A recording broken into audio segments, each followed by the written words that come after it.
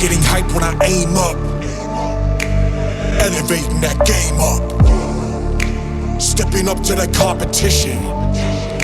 Only first place, and that's how I'm living. I'm winning till they digging up my grave, eating all the things up on my plate. Game face when I step up into place. I was born and when I watch me elevate.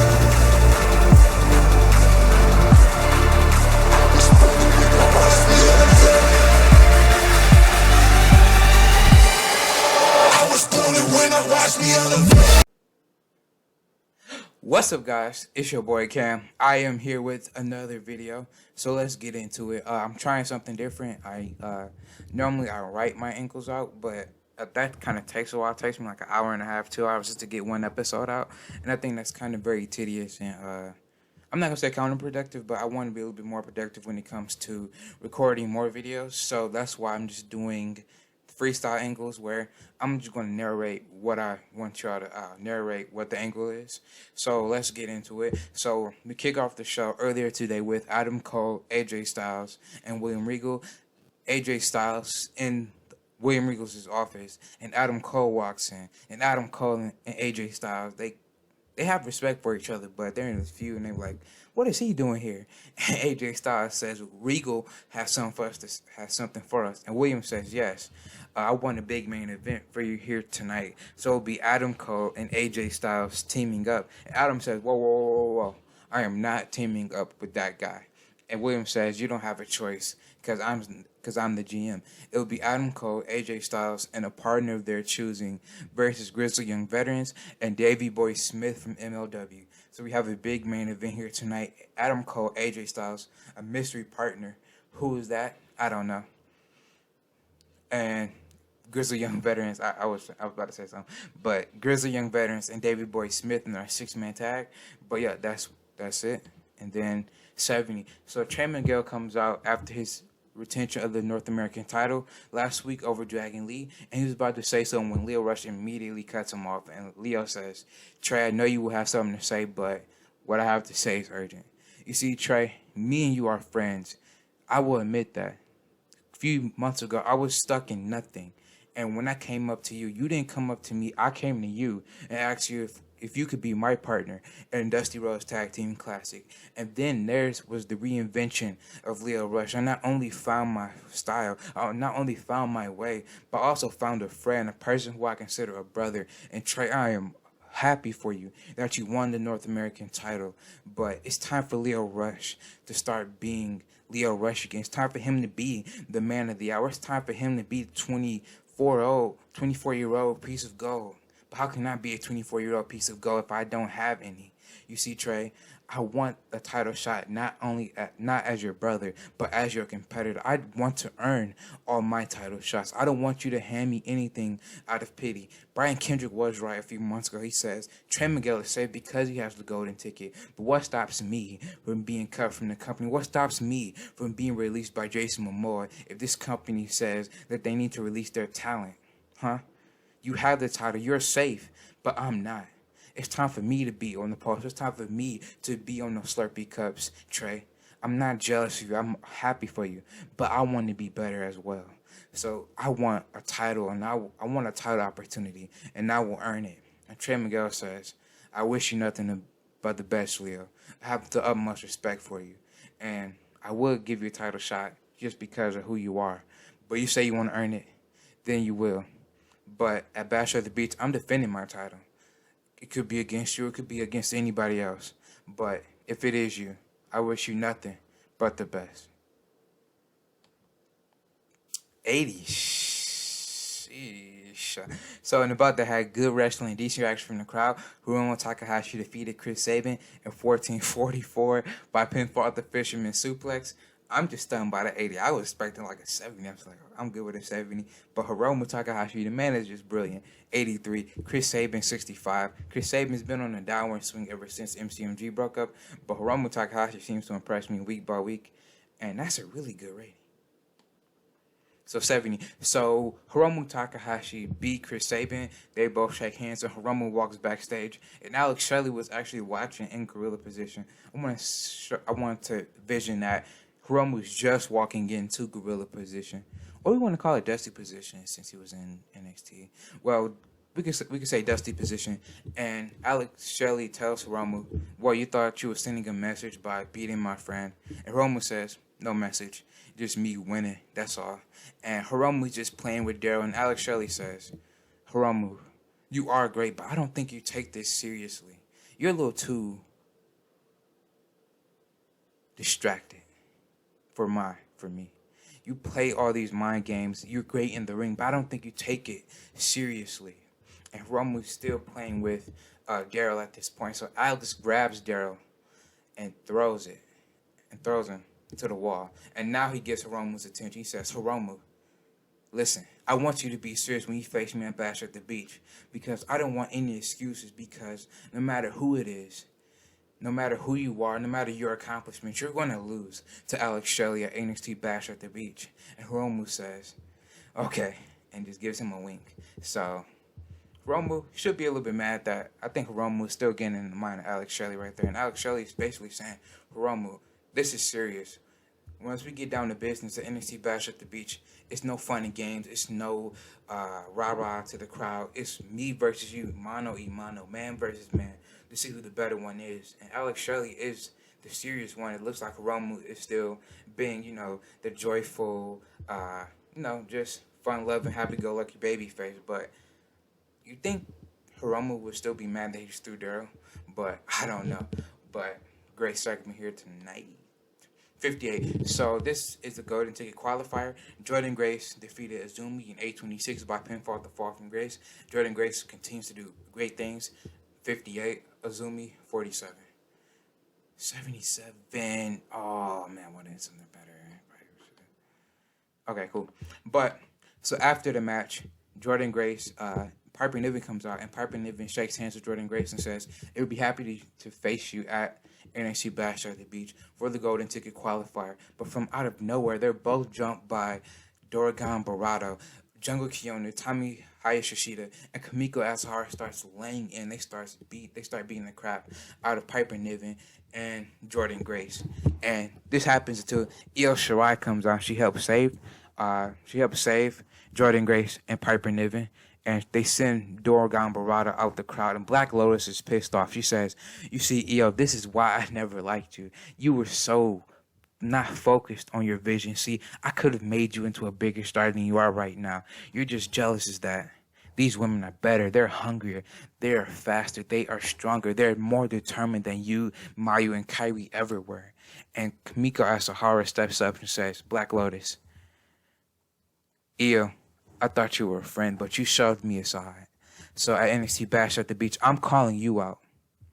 1-on-1. The Genius of the Sky versus the Heir of the Dragon."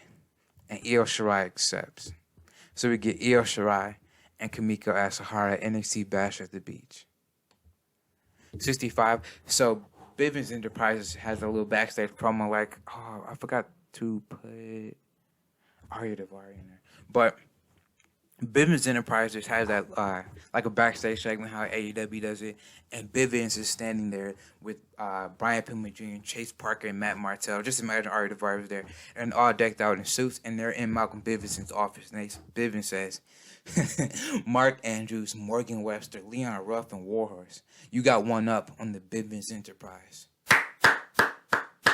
Bravo for you. Finally, the losers of NXT have something to hope for. Finally, they have something to celebrate for. Ha, ha, ha. I'm not laughing. You see, what you did was you besmirched the name of Bivens Enterprise. See, we're not done. We knew the retaliation was going to come, and we thought we were going to handle it, but you caught us blindsided. But we won't be blindsided next week when we call you out in a 4v4 men's tag match. Be ready, because Bivens Enterprise will always be. And once we beat you, we have a big surprise in store. But we will make our names off your backs.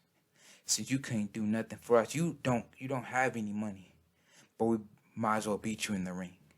So Malcolm Bivens is calling out Subculture, Leon Ruff, and Warhorse to a 4v4 match next week.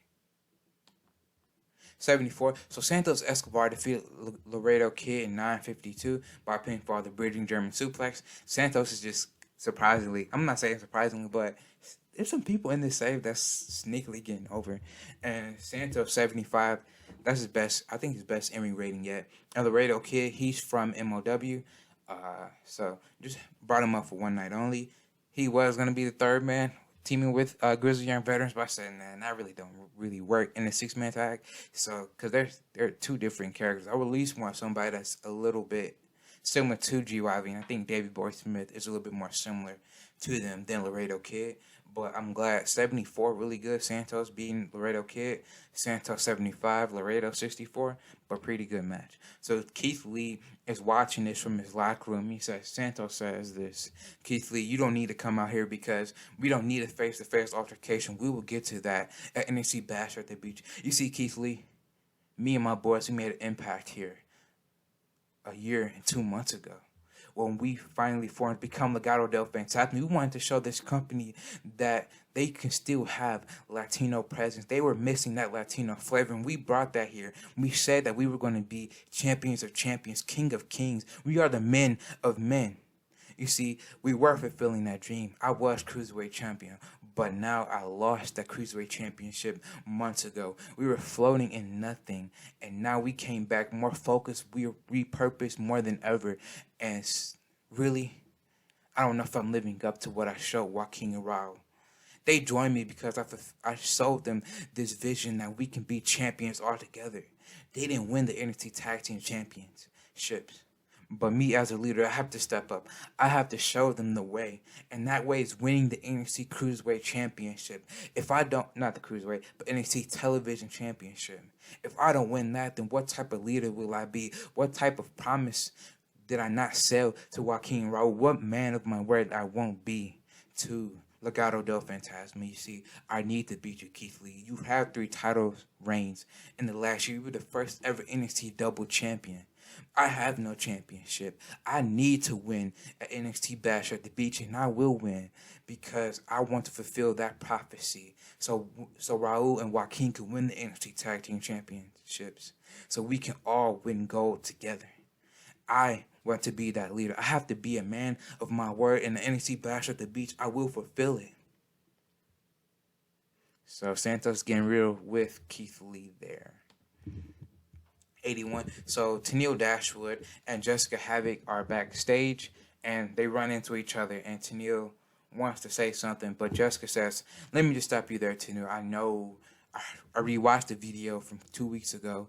I rewatched the show, and I know that you think that we're not friends, and I'm cool with that. I thought we were, but if you don't think so, I'm completely fine with that. Thank you for saving me last week, but we don't have to be friends, business partners, or anything like that. I just want to say thank you, and we don't have to be friends or anything. And Tennille says, Tennille wants to say something, but Jessica says, Tennille, it's best if you don't say anything. And Jessica walks away. So Tennille said that she wasn't friends with Jessica Havoc, and it looks like Tennille might be regretful of that because, I mean, Jessica did have her back like Tennille just had her. Tennille had Jessica's back, but Jessica had Tennille's back when they were business partners. So I think Tennille might be a little bit regretful of what she said a couple weeks ago. 65, oh, they had no chemistry. But Rosemary and Alyssa Flash defeated Layla Hirsch and Santana Garrett. Yeah, her name is not Michelle Thomas anymore. It's going to be Santana Garrett. I have a storyline for the name change. Michelle Thomas just really wasn't going for me. It's the name and the gimmick. So I just dropped that completely. So she's just Santana Garrett, normal old Santana Garrett, but I think I have a vision for that. But Rosemary and Alyssa Flash defeated Layla Hirsch and Santana Garrett in 9:36 when Rosemary submitted Layla Hirsch with a spider's twist. Okay, Rosemary, showing your moves. Rosemary 72, Alyssa Flash 76, Santana 32, and Layla Hirsch 35. 65, not bad. Could have been like a 68 if they had chemistry. At least no chemistry would have been better than zero chemistry. Or no chemistry, what's it called? Having neutral chemistry is better than no chemistry at all. 79. Okay, really, really good in the match. So Kylie Ray comes down the ring with Alyssa Flash and Rosemary, and Kylie Ray hugs Rosemary and Alyssa Flash. So now we have confirmation that they are together. And Kylie Ray cuts a promo, says, yeah, I did change.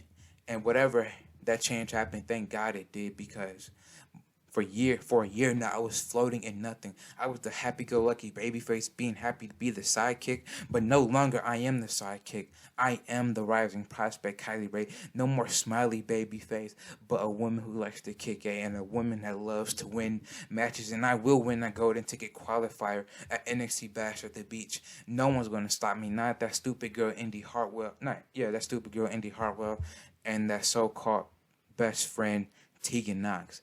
And Tegan Knox comes down, but she's not alone. She comes down with TEW Dashwood. And they bring the fight to all three women, but the numbers game is with Rosemary, Alyssa Flash, and Kylie Ray, and they continue beating down on TEW Dashwood and Tegan Knox. But Jessica Havoc comes down and helps even the odds, but they're at a stalemate now. But out of nowhere, Indy Hartwell comes from the crowd and helps TEW, Tegan, and Jessica. And with all four women, they send Rosemary, Alyssa Flash, and Kylie Ray out the ring. And all four women stand tall. And Indy Hartwell says, Kylie Ray, I want you in a match next week. So yeah, a little match right there between Indy Hartwell and Kylie Ray. Kylie Ray is having issues with Tegan and Indy, but it looks like Indy wants first crack in the match against Kylie Ray. And the feud with it's a lot. I'm liking the storyline because it's so interwoven. It started off with Tegan Knox.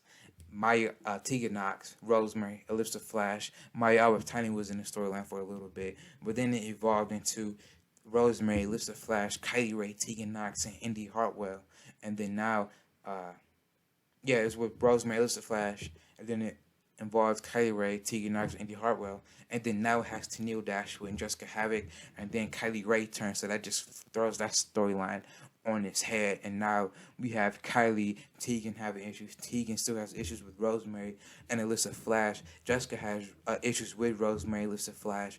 Tegan has issues with Kylie Ray. Andy and Kylie have issues. TEW has issues with Rosemary. So it's a lot of interweaving happening, and I'm loving it.